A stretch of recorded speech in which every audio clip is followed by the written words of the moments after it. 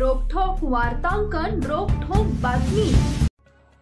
होणारा नवरा पसंत नसल्याने त्याला जीवे मारण्यासाठी महिलेनं दिली 1.5 लाखांची सुपारी।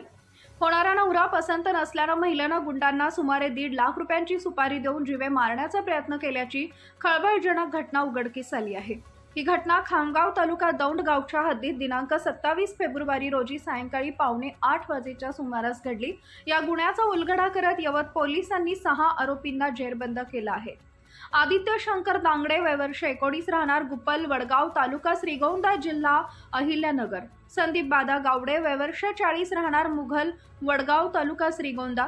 शिवाजी रामदास जरे वय वर्ष 32 राहणार पिंपळगाव पिसा तालुका श्रीगोंदा जिल्हा अहिल्यानगर व इंद्रभान सकाराम कोळपे वय वर्ष 37 राहणार पिंपळगाव पिसा तालुका श्रीगोंदा व सूरज दिगंबर जाधव वय वर्ष 36 राहणार काष्टी तालुका श्रीगोंदा जिल्हा अहिल्यानगर अशी अटक करण्यात आलेल्या आरोपींची नावे आहेत।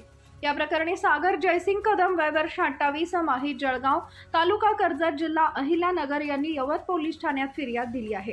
पोलीस सूत्रांनी दिलेल्या माहितीनुसार सागर कदम हा एका हॉटेलमध्ये कुक म्हणून काम करत आहे। सागर आणि मयुरी सुनील दांगडे यांचा विवाह होणार होता, मात्र मयुरीला सागर पसंत नव्हता, त्यामुळे तिने सागरला जीवे मारण्याची सुपारी 1.5 लाख रुपयांना दिली होती। आरोपींनी सुपारी घेतल्यावर खामगाव फाटा सागरला अडवले व आरोपी म्हणाले, तू मयुरीशी लग्न केले तर तुला दाखवतो, असं म्हणून सागरला लाकडी दांडक्यांच्या सहाय्याने जबर मारहाण करून जखमी करून दुखापत केली होती। या प्रकरणी सागर कदम यांनी यवत पोलीस ठाण्यात फिर्याद दिली होती। या प्रकरणी आरोपींच्या विरोधात गुन्हा दाखल करण्यात आला आहे। सदर गुन्ह्याचा तपास यवत पोलीस करत असताना पोलिसांनी संशयित आरोपी आदित्य दांगडे याला ताब्यात घेऊन अधिक चौकशी केली असता सदरचा गुन्हा हा मयुरी व संदीप गावडे यांच्या सांगण्यावरून केल्याचा आरोपींनी कबूल केला आहे। त्यानंतर पोलिसांनी उर्वरित 4 आरोपींना मोठ्या शिताफीने ताब्यात घेतले, तसेच गुन्हा करतेवेळी वापरण्यात आलेली एक 4-चाकी गाडी देखील जप्त केली आहे। दरम्यान या गुन्ह्यातील 5 आरोपींना अटक करण्यात आलेली आहे, तर गुन्ह्यातील महिला आरोपी मयुरी ही अद्याप फरार आहे।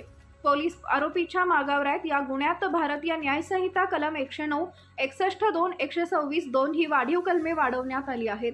पुढील तपास सहाय्यक पोलीस निरीक्षक महेश माने करत आहेत। सदरची कारवाई यवत पोलीस ठाण्याचे वरिष्ठ पोलीस निरीक्षक नारायण देशमुख यांच्या मार्गदर्शनाखाली सहाय्यक पोलीस निरीक्षक महेश माने, पोलीस उपनिरीक्षक सलीम शेख, किशोर वागज, मारुती मेतलवाड, पोलीस हवालदार गणेश करचे, गुरुनाथ गायकवाड, संदीप देवकर, दत्ता काळे, महेंद्र चांदणे, अक्षय यादव, विकास कापरे, मारुती बाराते, प्रतीक गरुड व मोहन भानवसे यांच्या पथकाने केली आहे। महाराष्ट्रातील महत्त्वाच्या आणि ताज्या बातम्या पाहण्यासाठी आमच्या जय हो न्यूज चॅनलला सबस्क्राइब करा आणि बेल आयकॉन प्रेस करा।